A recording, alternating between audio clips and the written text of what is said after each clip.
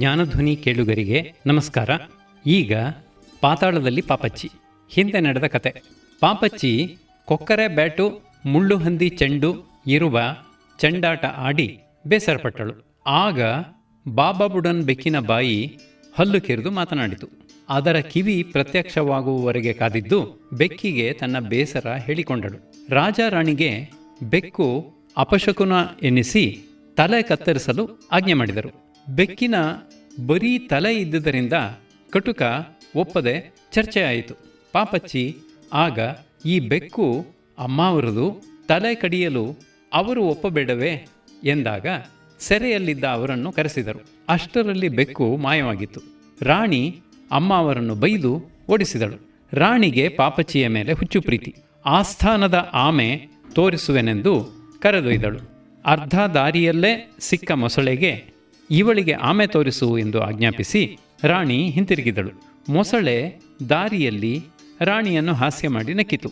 ಆಮೆ ತನ್ನ ಕತೆ ಹೇಳಿತು.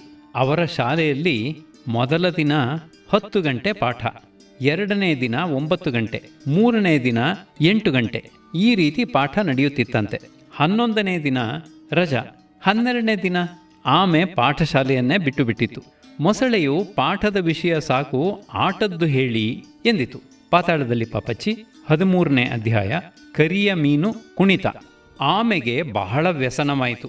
ಕಣ್ಣುಗಳನ್ನು ಒರೆಸಿಕೊಳ್ಳುತ್ತಾ ಉಕ್ಕಿ ಬರುತ್ತಿದ್ದ ಸಂಕಟವನ್ನು ನುಂಗುತ್ತಾ, ಪಾಪ, ನಿಮಗೆ ಕರಿಯ ಮೀನು ಕುಣಿತವೆಂದರೆ ಎಷ್ಟು ಆನಂದವಾಗಿರುತ್ತದೆ ಎಂದು ತಿಳಿಯಲು ಅವಕಾಶವೇ ಇಲ್ಲ. ಇರಲಿ, ನಾನು ಹೇಳುತ್ತೇನೆ ಎಂದು ಹೇಳಿತು. ಪಾಪಚ್ಚಿ, ಹೌದು, ನನಗೆ ಕರಿಯ ಮೀನು ಎಂದರೆ ಹೇಗಿರುತ್ತೆ ಎನ್ನುವುದೇ ಗೊತ್ತಿಲ್ಲ. ಮೊಸಳೆ, ಚಿಂತೆ ಇಲ್ಲ, ಸುಮ್ಮನಿರಿ, ನಾವು ಹೇಳುತ್ತೇವೆ. ಕರಿಯ ಮೀನು ಕುಣಿತವೆಂದರೆ ಮೊದಲು ಕೆರೆಯ ಅಂಚಿನ ಮರಳಿನ ಮೇಲೆ ನೆಟ್ಟಗೆ ಒಂದು ಗೆರೆ ಎಳೆಯಬೇಕು. ಆಮೆ, ಒಂದು ಸಾಲದು, 2 ಗೆರೆ ಬೇಕು. ಅದರಲ್ಲಿ ಹಿಂದಿನ ಗೆರೆಯ ಮೇಲೆ ಮೊಸಳೆ, ನಾನು ಹೇಳುತ್ತೇನೆ, ಹಿಂದಿನ ಗೆರೆಯ ಮೇಲೆ ಕಪ್ಪೆಗಳು, ಮರಿ ಮೀನುಗಳು, ನೀರು ಹಾವುಗಳು ಇವುಗಳನ್ನು ಹಿಡಿದು ನೆಟ್ಟಗೆ ನಿಲ್ಲಿಸಬೇಕು.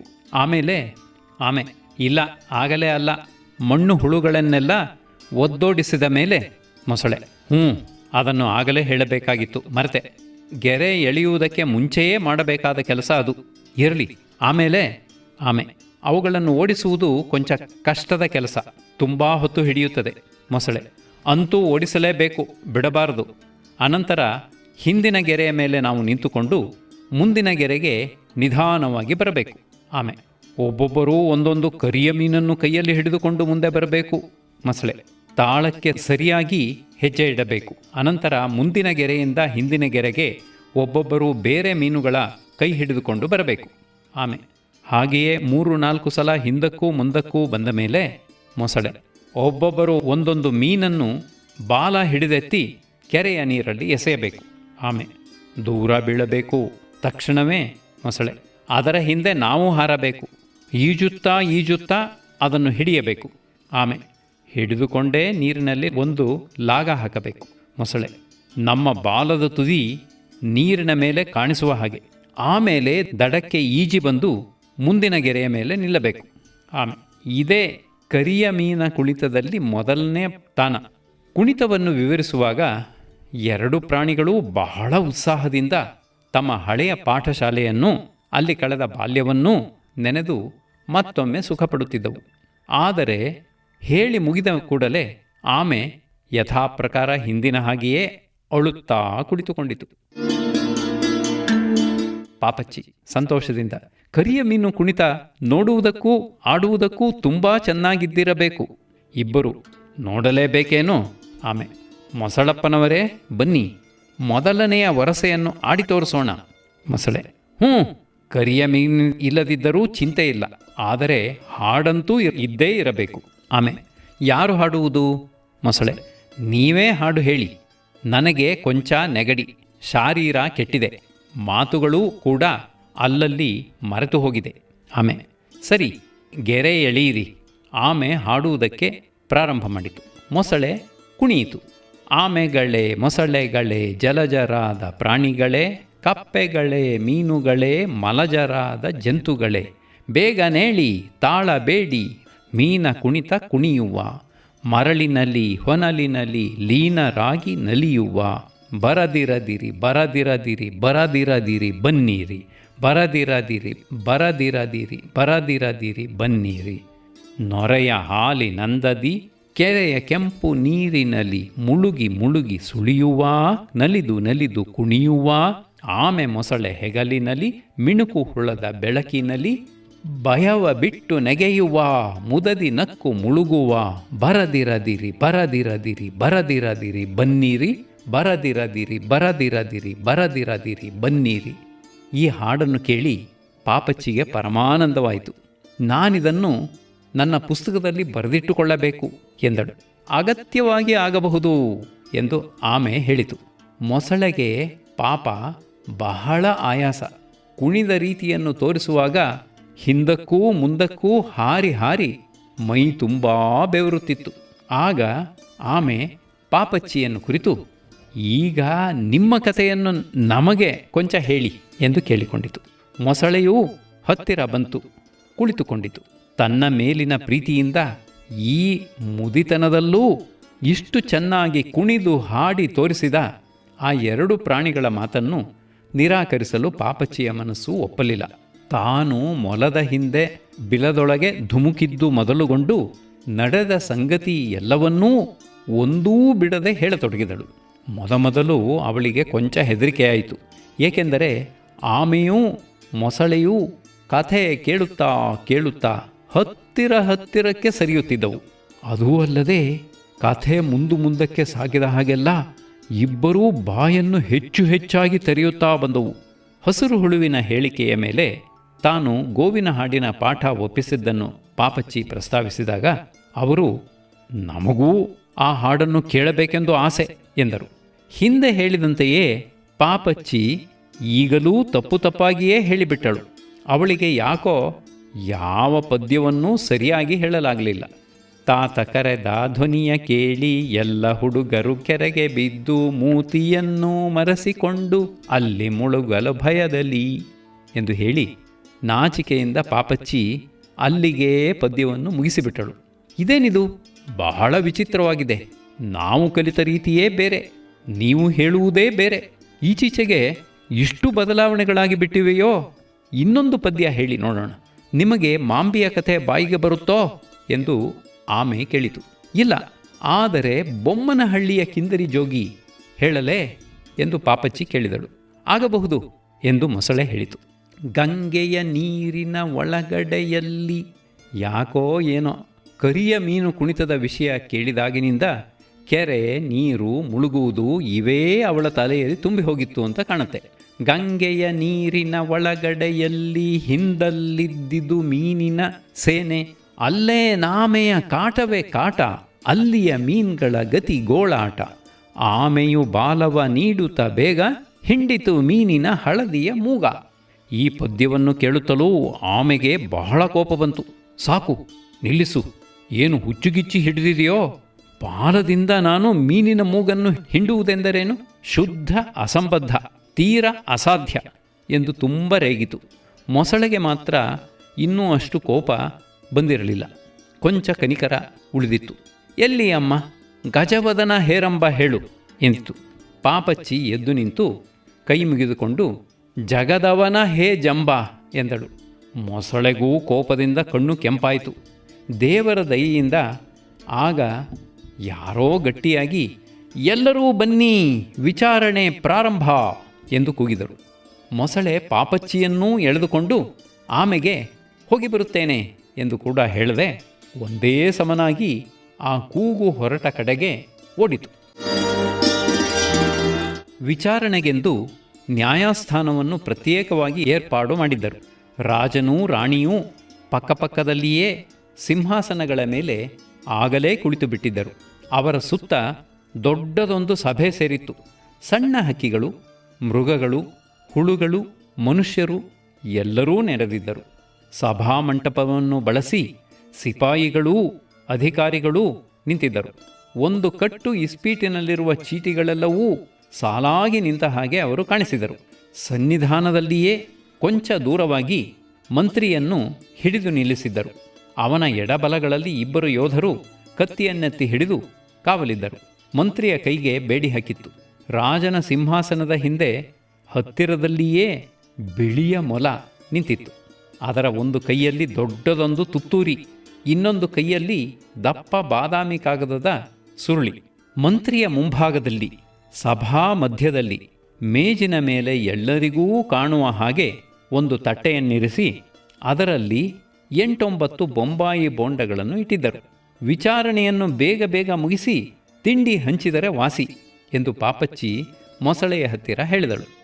ಆದರೆ ಅದು ಅವಳ ಮಾತಿಗೆ ಕಿವಿಗೊಡಲಿಲ್ಲ.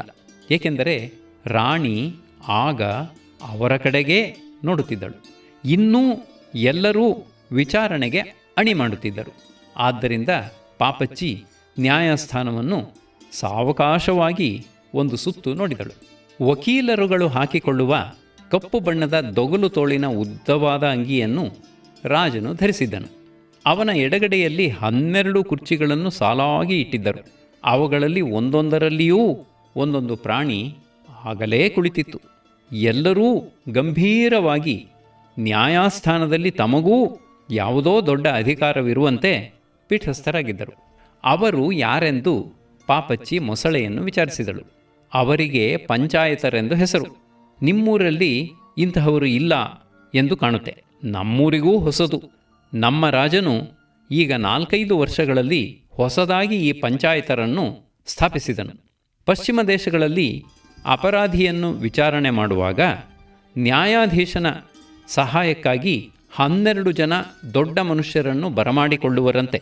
ಅಪರಾಧಿ ತಪ್ಪಿತಸ್ಥನೋ ಅಲ್ಲವೋ ಎಂದು ಅವರು ತೀರ್ಮಾನಿಸುವರು. ಅನಂತರ ರಾಜನು ಅವನಿಗೆ ದಂಡನೆಯನ್ನು ವಿಧಿಸುತ್ತಾನೆ ಅಷ್ಟೆ. ಇವರೆಲ್ಲರೂ ಪಂಚಾಯತರು ಎಂದು ಮೊಸಳೆ ಪಾಪಚ್ಚಿಗೆ ತಿಳಿಯ ಹೇಳಿತು. ಅವರೆಲ್ಲರಿಗೂ ಒಂದೊಂದು ಸ್ಲೇಟನ್ನೂ ಒಂದೊಂದು ಬಳಪದ ಚೂರನ್ನೂ ಕೊಟ್ಟಿದ್ದರು. ಆಗಲೇ ಅವರು ಏನೇನೋ ಬರೆಯುತ್ತಿದ್ದರು. ಪಾಪ, ತಮ್ಮ ತಮ್ಮ ಹೆಸರುಗಳನ್ನು ಮೊದಲು ಬರೆದಿಡುತ್ತಿದ್ದಾರೆ. ಇಲ್ಲದಿದ್ದರೆ ವಿಚಾರಣೆ ಮುಗಿಯುವುದರೊಳಗಾಗಿ ಅವರಿಗೆ ತಮ್ಮ ಹೆಸರು ಮರೆತು ಹೋಗುವ ಸಂಭವವುಂಟು. ಆಮೇಲೆ ತಾವು ಯಾರೆಂದು ಪತ್ತೆ ಮಾಡುವುದೇ ಅವರಿಗೆ ಕಷ್ಟವಾಗುತ್ತೆ ಎಂದು ಮೊಸಳೆ ಹೇಳಿತು. ಥೂ, ಮಂಕುಪಟಾಲಂ ಎಂದು ಪಾಪಚ್ಚಿ ಗಟ್ಟಿಯಾಗಿ ಹೇಳಿದಳು. ಅವರಿಗೆ ಕೇಳಿಸಿದರೂ ಕೇಳಿಸಲಿ ಎಂದು ಅವಳು ಕೊಂಚ ಗಟ್ಟಿಯಾಗಿಯೇ ಹೇಳಿದಳು. ಆದರೆ ಮೊಲವು ಆಸ್ಥಾನದಲ್ಲಿ ಯಾರೂ ಅಪ್ಪಣೆಯಿಲ್ಲದೆ ಮಾತನಾಡಕೂಡದು, ಎಲ್ಲರೂ ಕೈಕಟ್ಟಿ ಬಾಯಿ ಮುಚ್ಚಿಕೊಂಡಿರಬೇಕು ಎಂದು ಸಾರಿತು. ರಾಜನೂ ಕನ್ನಡಕವನ್ನು ಮೂಗಿನ ಮೇಲೆ ಏರಿಸಿ ಮಾತನಾಡಿದವರು ಯಾರು ಎಂದು ಸುತ್ತಲೂ ನೋಡಿದನು. ಪಾಪಚ್ಚಿ ಪಂಚಾಯತರ ಬೆನ್ನ ಹಿಂದೆ ಮರೆಯಾಗಿ ನಿಂತಳು. ಅವರು ಬರೆಯುತ್ತಿರುವುದು ಏನೆಂದು ಇಣುಕಿ ನೋಡಿದಳು. ಒಬ್ಬೊಬ್ಬರು ಒಂದೊಂದು ಲಿಪಿಯಲ್ಲಿ ಬರೆದುಕೊಳ್ಳುತ್ತಿದ್ದರು. ಹಲ್ಲಿಯ ಲಿಪಿಯೇ ಬೇರೆ, ಅಳಿಲ ಲಿಪಿಯೇ ಬೇರೆ. ಇಬ್ಬರು ಮಾತ್ರ ಕನ್ನಡದಲ್ಲಿ ಬರೆಯುತ್ತಿದ್ದರು. ಅವರಲ್ಲೊಬ್ಬರು ಮಂಗನ ಪಟಾಲಂ ಎಂದು, ಇನ್ನೊಬ್ಬರು ಮಂಕು ವಠಾರಂ ಎಂದು ಬರೆಯುತ್ತಿದ್ದರು.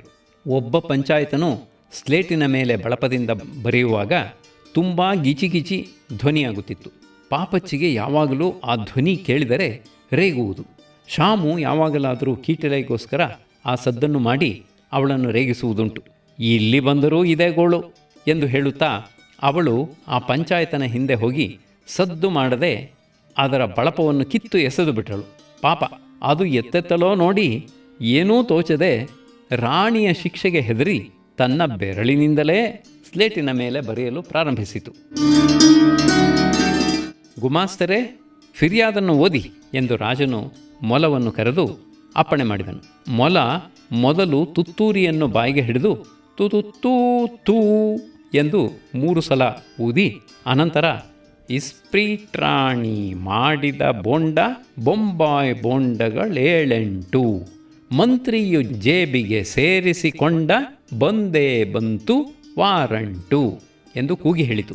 ರಾಜನು ಸರ್ರನೆ ಪಂಚಾಯತರ ಕಡೆಗೆ ತಿರುಗಿ, ಮಂತ್ರಿ ತಪ್ಪಿಸಸ್ತನೋ ಅಲ್ಲವೋ ಎಂದು ಕೇಳಿದನು. ಆಗ ಮೊಲ, ಮಹಾಸ್ವಾಮಿ ದುಡುಕಬೇಡಿ, ಇನ್ನೂ ಅನೇಕ ಶಾಸ್ತ್ರಗಳು ನಡೆಯಬೇಕಾಗಿವೆ, ಸಾಕ್ಷಿಗಳು ಕಾದಿದ್ದಾರೆ ಎಂದು ಹೇಳಿತು. ಹಾಗಾದರೆ ಮೊದಲನೇ ಸಾಕ್ಷಿಯನ್ನು ಕರೆಯಿರಿ ಎಂದು ರಾಜನು ಹೇಳಲು, ಮೊಲ 3 ಸಲ ತುತ್ತೂರಿಯನ್ನೂದಿ, ಮೊದಲನೆಯ ಸಾಕ್ಷಿ ವೆಂಕಟರಮಣಪ್ಪ ವೆಂಕಟರಮಣಪ್ಪ ವೆಂಕಟರಮಣಪ್ಪ ಎಂದು ಕೂಗಿತು. ಟೋಪಿ ಅಂಗಡಿಯವನೇ ವೆಂಕಟರಮಣಪ್ಪ. ಆತನೇ ಮೊದಲನೆಯ ಸಾಕ್ಷಿ. ಅವನು ಕೈಯಲ್ಲಿ ಒಂದು ಲೋಟ ಕಾಫಿಯನ್ನೂ ಬಾಯಲ್ಲಿ ಒಂದು ಚೂರು ದೋಸೆಯನ್ನೂ ಹಿಡಿದುಕೊಂಡೇ ನ್ಯಾಯಸ್ಥಾನವನ್ನು ಪ್ರವೇಶಿಸಿದನು. ಅವನ ಹಿಂದೆಯೇ ಅವನ ಪ್ರಿಯ ಮಿತ್ರನಾದ ಅಳಿಲು ಎಮ್ಮೆ ಕರುವಿನ ಮೇಲೆ ಸವಾರಿ ಮಾಡುತ್ತಾ ಒಳಗೆ ನುಗ್ಗಿತು. ಟೋಪಿಯವನು, ಮಹಾಸ್ವಾಮಿಯವರಿಗೆ ಅಡ್ಡಬಿದ್ದೆ, ಬೇಗ ಬರಬೇಕೆಂದು ಪೊಲೀಸಪ್ಪನವರು ಹೇಳಿದರು. ತಿಂಡಿ ತಿಂದು ಮುಗಿದಿರಲಿಲ್ಲ, ಹಾಗೆಯೇ ಬಂದುಬಿಟ್ಟೆ ಎಂದು ಹೇಳಿದನು. ರಾಜನು, ಯಾವಾಗ ನೀನು ತಿಂಡಿಗೆ ಕುಳಿತದ್ದು ಎಂದು ಕೇಳಿದಾಗ, ಜನವರಿ 13ಕ್ಕೆ ಮಹಾಸ್ವಾಮಿ ಎಂದು ಉತ್ತರ ಕೊಟ್ಟನು. ಅಲ್ಲ ಮಹಾಸ್ವಾಮಿ, ಶುದ್ಧ ಸುಳ್ಳು. ಅವನು ಪ್ರಾರಂಭಿಸಿದ್ದು ಜನವರಿ 24ಕ್ಕೆ ಮಹಾಸ್ವಾಮಿ ಎಂದು ಅಳಿಲು ಹೇಳಿತು. ಅದನ್ನು ಬರೆದುಕೊಳ್ಳಿ, ಬಹಳ ಮುಖ್ಯವಾದ ರುಜುವಾತು ಸಿಕ್ಕಿದ ಹಾಗಾಯಿತು ಎಂದು ರಾಜನು ಪಂಚಾಯತರಿಗೆ ಹೇಳಿದನು. ಕೂಡಲೇ ಅವರೆಲ್ಲರೂ 2 ಅಂಕಿಗಳನ್ನು ಬರೆದು ಕೂಡಿ ಒಟ್ಟನ್ನು ಬೇಗನೆ ರೂಪಾಯಿ ಆಣೆ ಪೈಯನ್ನಾಗಿ ಮಾಡಿಟ್ಟರು. ಬಲು ಜಾಣರು. ಗಣಿತ ಅಂದರೆ ಅವರಿಗೆ ನೀರು ಕುಡಿದ ಹಾಗೆ. 13 ಕೂಡಿಸು 24 37, 16ರಿಂದ ಭಾಗಿಸು ಅಪವರ್ತ್ಯ 1 ರೂಪಾಯಿ, 37ರ ಕೆಳಗೆ 16 ಕಳೆ 21, 12ರಿಂದ ಭಾಗಿಸು ಅಪವರ್ತ್ಯ 1 ಆಣೆ 21ರ ಕೆಳಗೆ 12, 9 ಶೇಷ ಪೈ, ರೂಪಾಯಿ 1 ಆಣೆ 1 ಪೈ 9. ಉತ್ತರ. ವೆಂಕಟರಮಣಪ್ಪನವರ ತಲೆಯ ಮೇಲಿದ್ದ ಟೋಪಿಯ ಗೋಪುರವನ್ನು ನೋಡಿ ಮೊಲವು, ಆಸ್ಥಾನದಲ್ಲೂ ಇಂಥ ಅನಾಚಾರವೇ, ತೆಗಿ ಟೋಪಿ ಎಂದು ಆಜ್ಞಾಪಿಸಿತು. ಅವು ನನ್ನವಲ್ಲ ಮಹಾಸ್ವಾಮಿ ಎಂದು ಟೋಪಿಯವನು ವಿನಯದಿಂದ ಹೇಳಿದನು. ಹುಚ್ಚಿನ ಯಾವ ಚಿಹ್ನೆಯೂ ಅವನ ನಡೆನುಡಿಗಳಲ್ಲಿ ಇರಲಿಲ್ಲ.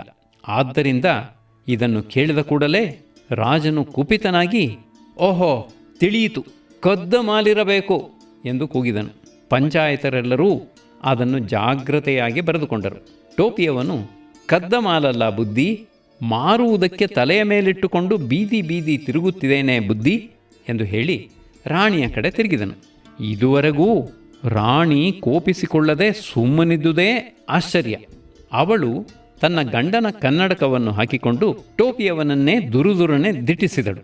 ಪಾಪ, ಅವನಿಗೆ ತುಂಬಾ ಹೆದರಿಕೆ ಹತ್ತಿಕೊಂಡಿತು. ನಡುಗಿದನು. ಗೋಪುರವೂ ನಡುಗಿತು. ಆ ಕಡೆ ಈ ಕಡೆ ಅಲ್ಲಾಡಿತು. ರಾಣಿಗೂ ಬಹಳ ರೋಷ ಬಂತು.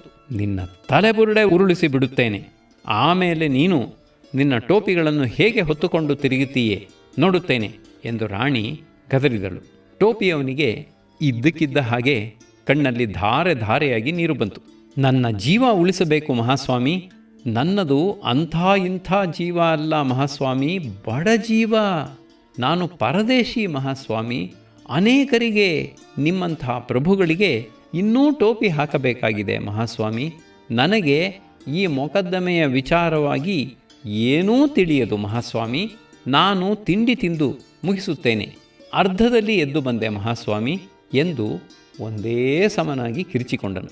ಅಂಗಲಾಚಿ ಬೇಡಿಕೊಂಡನು. ರಾಜನು, ಇದನ್ನೆಲ್ಲ ಬರೆದುಕೊಂಡಿರಾ ಎಂದು ಪಂಚಾಯತರನ್ನು ಕೇಳಲು ಅವರೆಲ್ಲರೂ ಒಂದೇ ಸಮನಾಗಿ ಎಂದರು. ಸರಿ, ಆಮೇಲೆ ಎಂದು ರಾಜನು ಟೋಪಿಯವನನ್ನು ಕೇಳಿದನು. ನನಗೆ ಏನೂ ತಿಳಿಯದು ಬುದ್ಧಿ ಎಂದು ಅವನು ಉತ್ತರ ಕೊಟ್ಟನು. ಇದನ್ನೂ ಬರೆಯಿರಿ, ಬಹಳ ಮುಖ್ಯವಾದ ರುಜುವಾತು ಎಂದು ಹೇಳುತ್ತಾ ರಾಜನು ಅದನ್ನೂ ಬರೆಯಿಸಿದನು. ಆಗ ಅಲ್ಲಿದ್ದ ಒಂದು ಹಂದಿಮರಿ ಬಲು ತುಂಟ ಕೊಂಚ ನಕ್ಕಿತು.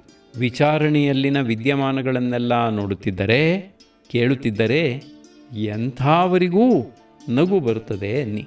ಆದರೂ ರಾಜನ ಆಸ್ಥಾನದಲ್ಲಿ ನಕ್ಕರೆ ಶಿಕ್ಷೆ ಅನುಭವಿಸಬೇಕಾಗುತ್ತದೆ. ಸ್ಥಳವರಿತು ಸಮಯವರಿತು ನಗಬೇಕು. ರಾಣಿಯವರು ತದುಕು ಎಂದು ಆರ್ಭಟಿಸಿದರು. ತಕ್ಷಣ 2 ಭಟರು ಬಂದು ಆ ಹಂದಿಮರಿಯನ್ನು ತದುಕಿದರು. ಅಂದರೆ ಅದನ್ನು ಬಾಲ ಹಿಡಿದೆತ್ತಿ ಒಂದು ಚೀಲದೊಳಗಿಟ್ಟು ಚೀಲದ ಬಾಯನ್ನು ಕಟ್ಟಿ ಅದನ್ನು ನೆಲದ ಮೇಲಿರಿಸಿ 2 ಭಟರು ಅದರ ಮೇಲೆ ಕೊಂಚ ಹೊತ್ತು ಆರಾಮವಾಗಿ ಕುಳಿತುಕೊಳ್ಳುವರು. ಅನಂತರ ಗೋವಿಂದ ಎಂದು ಹೇಳುತ್ತಾ ಎದ್ದು ಸ್ವಸ್ಥಾನಕ್ಕೆ ಹೋಗಿ ನಿಲ್ಲುವರು. ತೊದುಕುವುದೆಂದರೆ ಇದೆ. ಕಡೆಗೆ ರಾಜನು ಟೋಪಿಯವನಿಗೆ ಹೋಗಿ ಬಾ ಎಂದು ಹೇಳಿದನು. ರಾಜನು ಹೇಳಿದ ಹಾಗೆಯೇ ಅವನು ಕೊಂಚ ದೂರ ಹೋಗಿ ಮತ್ತೆ ಬಂದನು. ಆಗ ಅಲ್ಲಿದ್ದ ಇನ್ನೊಂದು ಹಂದಿಮರಿ ನಕ್ಕಿತು. ಅದನ್ನೂ ತದುಕಿದರು. ನೀನು ಹೋಗಿ ತಿಂಡಿ ಮುಗಿಸು ಎಂದು ಮೊಲ ವೆಂಕಟರಮಣಪ್ಪನನ್ನು ಆಸ್ಥಾನದಿಂದ ಹೊರಗೆ ಹೊರಡಿಸಿತು. ಆಚೆ ಹೋದ ಕೂಡಲೇ ಅವನ ತಲೆಯನ್ನು ಕತ್ತರಿಸಿ ಎಂದು ರಾಣಿಯವರ ಅಪ್ಪಣೆಯಾಯಿತು. ಆದರೆ ಸಿಪಾಯಿಗಳು ಕತ್ತಿಗಳನ್ನು ಮಸೆದು ಸಿದ್ಧರಾಗಿ ಏಳುವುದರೊಳಗೆ ಟೋಪಿಯ ಗೋಪುರ ದಿಗಂತದಾಚೆಗೆ ಹೋಗಿತ್ತು. ಎರಡನೆಯ ಸಾಕ್ಷಿ ಮುನಿಯಮ್ಮ ಮುನಿಯಮ್ಮ ಮುನಿಯಮ್ಮ ಎಂದು ಮೊಲ ಹಿಂದಿನ ಹಾಗೆ ಕೂಗಿತು. ಈಗ ಬಂದದ್ದು ಅಮ್ಮ ಅವರ ಅಡಿಗೆಯವಳು. ಕೈಯಲ್ಲಿ ಸಾರಿನ ಪುಡಿಯ ಡಬ್ಬ, ಸೌಟು, ತಡೆಯಲಾರದ ಕೋಪ, ಕಿಡಿಕಿಡಿ. ಅಯ್ಯಯ್ಯೋ, ಇವಳಿಗೆ ಇದ್ದಕ್ಕಿದ್ದ ಹಾಗೆ ಹುಚ್ಚು ಹಿಡಿದು ಬಿಟ್ಟರೆ ಏನು ಗತಿ ಎಂದು ಪಾಪಚ್ಚಿ ಯೋಚಿಸಿದಳು. ಆದರೆ ಯಾರಿಗೂ ಅದನ್ನು ಹೇಳಲಿಲ್ಲ. ನಿನಗೆ ತಿಳಿದದ್ದನ್ನು ಹೇಳು ಎಂದು ರಾಜನ ಆಜ್ಞೆಯಾಯಿತು. ಹೇಳುವುದಿಲ್ಲ ಎಂದು ಅಡಿಗೆಯವಳು ಹೆಂಡ ಕುಡಿದ ಹುಲಿಯಂತೆ ಉತ್ತರ ಕೊಟ್ಟಳು. ರಾಜನಿಗೆ ಗಾಬರಿಯಾಯಿತು. ಪಂಚಾಯತರೆಲ್ಲರೂ ನಡುಗಿದರು. ರಾಣಿಯೂ ಕೂಡ ಅಡಿಗೆಯವಳ ಮಾತನ್ನು ಕೇಳದೇ ಇದ್ದವಳ ಹಾಗೆ ನಟಿಸಿದಳು. ಗುಮಾಸ್ತರೇ, ಏನಪ್ಪ ಮಾಡುವುದು ಎಂದು ರಾಜನು ಮೊಲದ ಕಿವಿಯಲ್ಲಿ ಊದಿದನು. ಹೆದರಬೇಡಿ ಮಹಾಸ್ವಾಮಿ, ಇನ್ನೇನಾದರೂ ಒಂದು ಪ್ರಶ್ನೆ ಕೇಳಿ, ಬೇಗ ಹದಕ್ಕೆ ಬರುತ್ತಾಳೆ ಎಂದು ಮೊಲ ಸೂಚನೆ ಕೊಟ್ಟಿತು. ರಾಜನ ಕಾಲುಗಳು ನಡುಗುತ್ತಿದ್ದವು. ಆದರೂ ಮುಖದಲ್ಲಿ ಆ ಭಯವನ್ನು ಎಳ್ಳಷ್ಟೂ ತೋರ್ಪಡಿಸದೆ ಅವನು, ಬೋಂಡ ಮಾಡುವುದಕ್ಕೆ ಏನೇನು ಸಾಮಾನು ಬೇಕು ತಾಯಿ ಮುನಿಯಮ್ಮನವರೇ?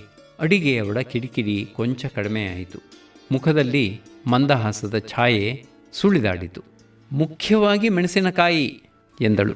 ಆಗ ಅಲ್ಲೇ ಎಮ್ಮೆ ಕರುವಿನ ಮೇಲೆ ಕುಳಿತಿದ್ದ ಅಳಿಲು, ಕೊಂಚ ಕರಿಬೇವಿನ ಸೊಪ್ಪು ಬೇಕು ಎಂದಿತು. ರಾಣಿಗೆ ಆ ಮಾತು ಕೇಳಿಸಿತು.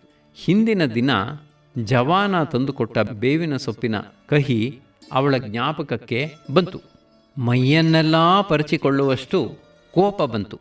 ಹಿಡಿಯತನ್ನ, ಕತ್ತರಿಸುವುದರ ತಲೆಯನ್ನ, ಸುಡುವುದರ ಹಾಳ ಮೀಸೆಯನ್ನ, ತದುಕು ಎಂದು ರೇಗಿ ಕೂಗಾಡಿದಳು.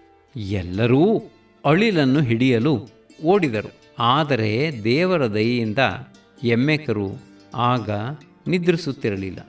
ಆದ್ದರಿಂದ ಗಲಾಟೆಯ ನಡುವೆ ಅದು ಓಡಿಹೋಯಿತು. ಅಳಿಲನ್ನು ತದುಕುವ ಆರ್ಭಟದಲ್ಲಿ ಅಡಿಗೆಯವಳೂ ಪರಾರಿ. ಮುಂದಿನ ಸಾಕ್ಷಿ ಯಾರೆಂದು ತಿಳಿಯಲು ಪಾಪಚ್ಚಿಗೆ ತುಂಬ ಉತ್ಸಾಹ. ಏಕೆಂದರೆ ಕಳವಿನ ಸುಳಿವು ಇನ್ನೂ ಹೊರಬಿದ್ದಿರಲಿಲ್ಲ.